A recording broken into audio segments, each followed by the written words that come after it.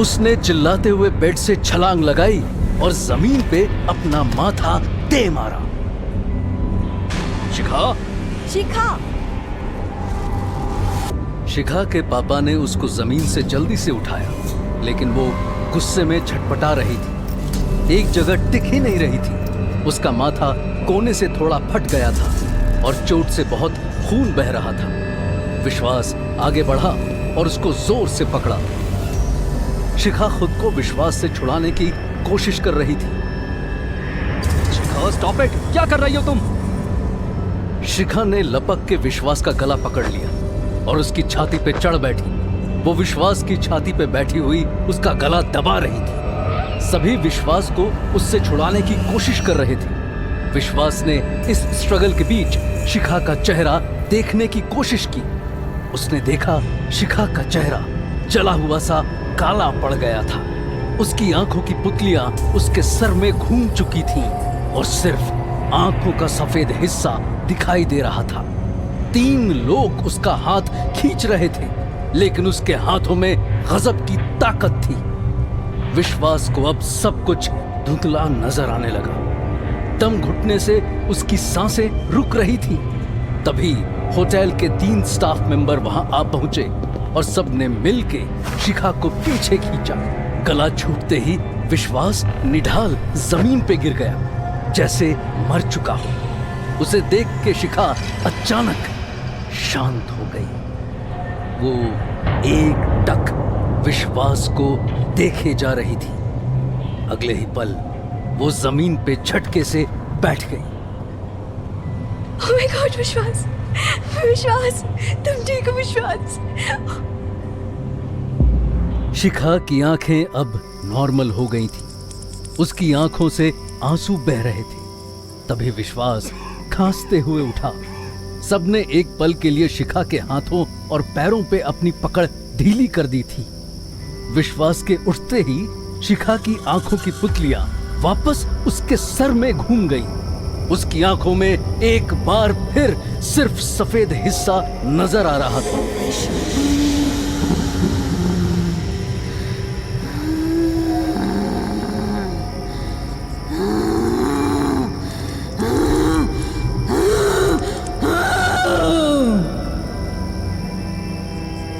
शिखा ने अचानक अपने दोनों हाथ खींच के लोगों से छुड़ाए और अपने हाथों से खुद का गला पकड़ लिया। शिखा! शिखा! नहीं! नहीं शिखा! नहीं! शिखा अपना गला घोंट रही थी। जल्द ही उसके गले की नसें फूलने लगी थी। विश्वास अब उठ चुका था। उसने और सबने मिलके शिखा के हाथ खींचे। छोड़ दो मुझे, मार दूंगी इसे। छोड़ो! छोड़ो! गीता ने जमीन पे पड़ा तावीज देखा और फिर शिखा को। जला हुआ सा काला चेहरा, गले की नसें खड़ी और ऊपर घूमी हुई आंखों की पुतलियां और पूरे बदन में भयंकर क्रोध।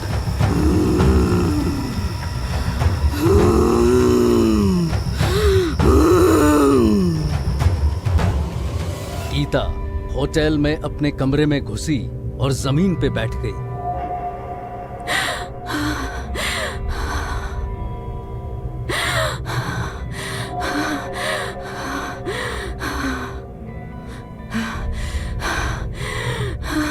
उसे रह रह के शिखा का डरावना रूप याद आ रहा था। उसने अपने गले की रुद्राक्ष की माला हाथ में पकड़ी और आंखें बंद कर ली। वो गहरी सांसें लेने लगी। तभी शिखा की माँ भी वहां आ पहुंची। गीता, क्या हो रहा है ये सब? मुझे नहीं पता दीदी, मुझे नहीं पता। मैं हमारी शिखा को कैसे बचाऊं? ये ताकत मेरे अंदाजे से कहीं ज्यादा शक्तिशाली है। तभी वहां शिखा के पापा भी आ पहुंचे। आप यहाँ क्यों आए? शिखा के साथ कौन है अभी? अरे सबने मिलके शिखा के हाथ पैर बेड से बांध दिए हैं। विश्वास उसके साथ है। हमें अभी के अभी शिखा को यहाँ से ले जाना होगा। उसे हॉस्पिटल में एडमिट करना पड़ेगा। यहाँ से उसे ले जाना उसे ठीक नहीं करेगा। ये ताकत शिखा में घर कर चुकी है। गीता, क्या बकवास कर रही हो तुम? बाथों में रह रहकर तुम्हारा दिमाग खराब हो गया है। ये सब कुछ नहीं होता है। उसे हॉस्पिटल में एडमिट करवाएंगे, वो 2 दिन में ठीक हो जाएगी। नहीं, ये ताकत अब शिखा के अंदर है और ये शिखा को ही मारना चाहती है। क्या कह रही हो गीता? मेरी शिखा ने कभी किसी का बुरा नहीं किया। फिर उसे कोई क्यों मारना चाहेगा? ये किसी ने जादू टोना किया है। हमें यहाँ आना ही नहीं चाहिए था। कल शाम शिखा डेक से गिरने वाली थी। उसने मुझे बताया किसी अदृश्य साई ने उसे रेलिंग के उस ओर धकेला था। क्या? ये तूने तभी हमें क्यों नहीं बताया? आप लोग वैसे ही इतनी टेंशन में हो, ये बता देती तो और टेंशन में आ जाते। मैंने शिखा को कहा था कि इन ताकतों से बात करना उन्हें अपने अंदर इनविटेशन देने के बराबर है। पता नहीं कैसे वो ताकत उस पे हावी हो गई। उसका तावीज निकलवा दिया और हे भगवान, मेरी बेटी, कुछ समझ नहीं आ रहा, क्या करें? तभी दरवाजे पे दस्तक हुई। शिखा के पापा ने दरवाजा खोला। बाहर होटल का एक स्टाफ मेंबर था। आपसे मिलने कोई आया है? हमसे मिलने इस वक्त? कौन है? रात के 3:30 बजे थे।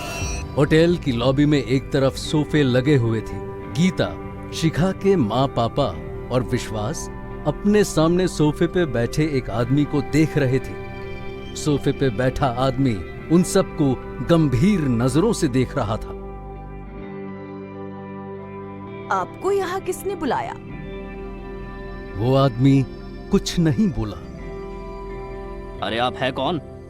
यहाँ से 1 किलोमीटर दूर घाटी में जंगल के पास एक गांव है। मैं वहाँ के मंदिर का पुजारी हूँ। गांव के लोग मुझे बाबा कह के बुलाते हैं। आपको कैसे पता था कि यहाँ आपको किससे मिलना है? आप ठीक इसी वक्त यहाँ क्यों आए? मैं शाकचुनी के लिए आया हूँ। ये सुनते ही गीता के चेहरे का रंग उड़ गया। बाबा ने उसके हाव भाव पढ़ लिए। आप शाकचुनी के बारे में जानती हैं? गीता ने हाँ में सर हिलाया। अरे यहाँ मेरी बेटी की तबीयत खराब है और अब ये बाबा पता नहीं क्या नॉनसेंस बोल रहा है। ओहो, आप चुप रहिए। शिखा की माँ ने बाबा की ओर देखा। शाकचुनी मतलब? जब कोई विवाहित लड़की प्रेम वियोग में मर जाती है, वो शाकचुनी बन जाती है। उसकी मौत जहाँ होती है, वो उस जगह को अपना घर बना लेती है और रात को वहां से गुजरने वाले मर्दों को छल से पकड़ के मार डालती है। मैंने कई शाकचुनियों को अपने काबू में किया है, पर ये शाकचुनी अलग है। इससे ताकतवर शक्ति मैंने कभी नहीं देखी।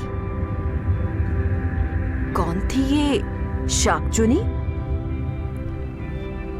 हमारे गांव में एक लड़की रहती थी, शुजाता।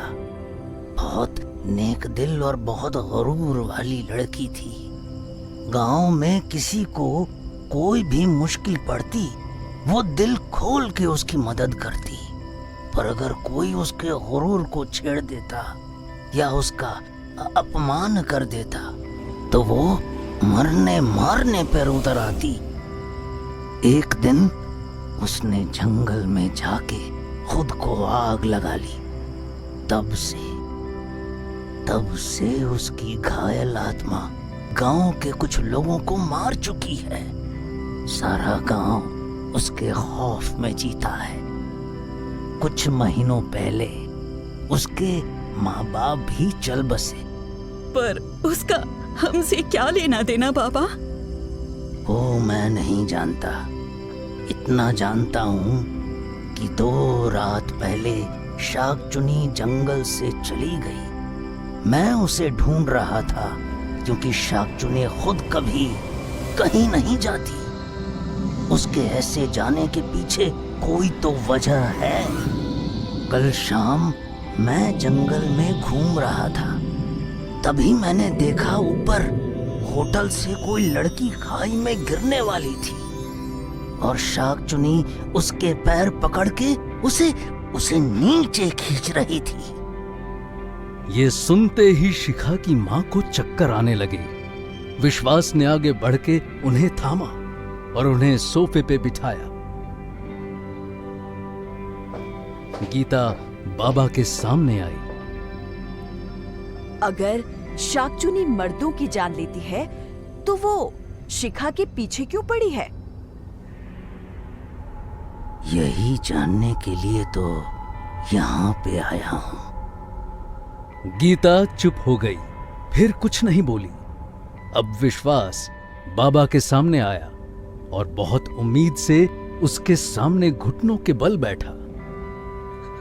बाबा मैं शिखा से बहुत प्यार करता हूँ, आप मेरी मदद करेंगे प्लीज?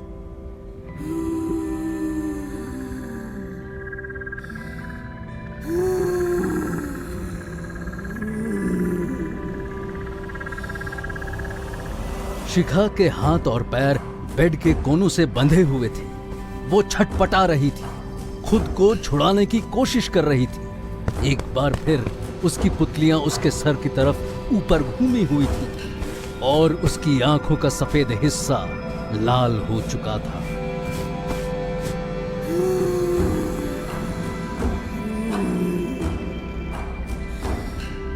मार दूंगी इसे, मार दूंगी इसे, मार दूंगी। तभी कमरे का दरवाजा खुला। बाबा कमरे में दाखिल हुआ। उसके पीछे विश्वास, गीता और शिखा के माँ पापा भी अंदर आए। शिखा की हालत देख के सबसे ज्यादा उसकी माँ डरी हुई थी। उनसे अपनी बेटी को ऐसे देखा नहीं जा रहा था। बाबा शिखा के पैरों के पास आ खड़ा हुआ। उसने आंख बंद करके कोई मंत्र बुदबुदाया। अचानक शिखा ने अपना सर उठाया।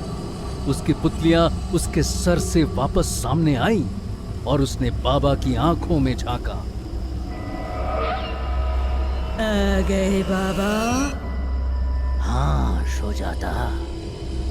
बाबा मैं इसे मार डालूंगी, मार डालूंगी इसे।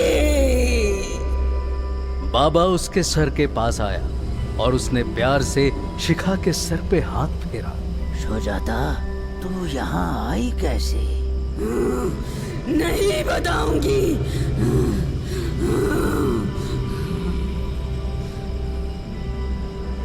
बाबा ने आंखें बंद की और मंत्र बुदबुदाने लगा। शिखा दर्द से छटपटाने लगी। बता शोजादा तू यहाँ कैसे आई? बता कैसे आई तू इस लड़की के शरीर में? बता। शिखा ने अपना हाथ हवा में ऊंचा उठाया। उसके हाथ में उसकी एंगेजमेंट रिंग अब चमक रही थी।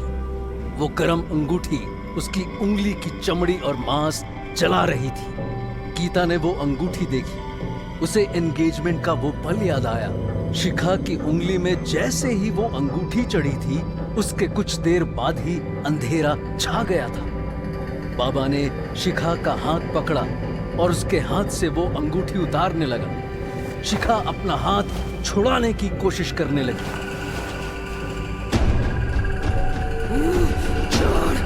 छोड़ बाबा, छोड़ मुझे, छोड़।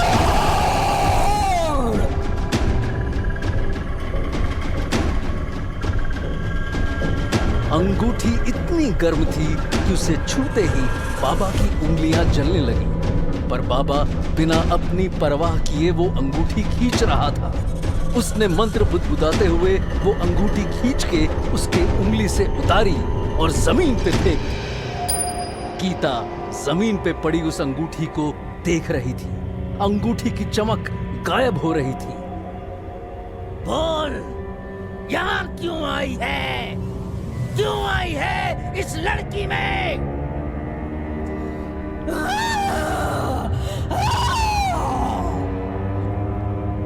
सुजाता, क्या चाहिए तुझे?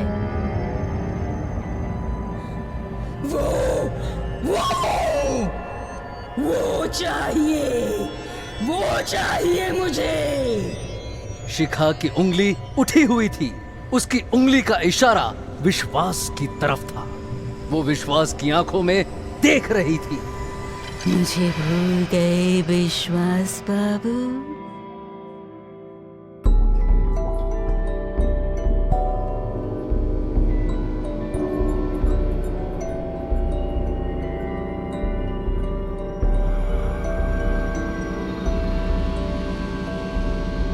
नेक्स्ट पार्ट देखने के लिए हमारे चैनल हॉरर डेथ स्टोरी को अभी सब्सक्राइब करें और रेगुलर अपडेट के लिए बेल आइकन को ऑल पे प्रेस करना ना भूलें।